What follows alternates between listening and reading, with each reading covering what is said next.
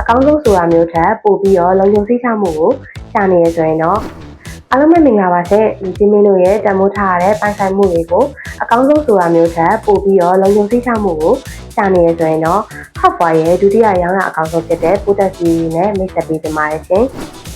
ဒီ CV လေးရဲ့အားသာချက်ကိုပြောပြပေးရမယ်ဆိုရင်တော့ Tabelog System ကိုအရင်ဆုံးပြောပြပေးကြပါရရှင်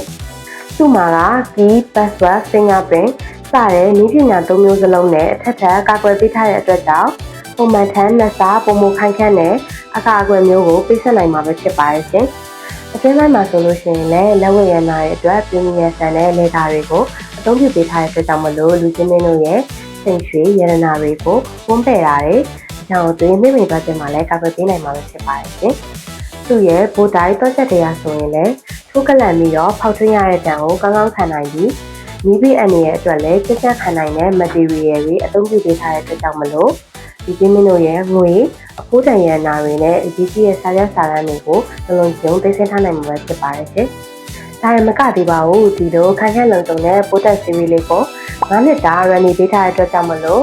ဒီကာလအတွင်းမှာနည်းပညာပိုင်းဆိုင်ရာပဲဖြစ်ဖြစ်အသုံးပြုရတာတခုခုအဆင်မပြေရပဲဖြစ်ဖြစ်ကြည့်ကြရင်လည်း help boy ကအမြန်ဆုံးတာဝန်ယူဖြေရှင်းတော့မှာပဲဖြစ်ပါတယ်ရှင်။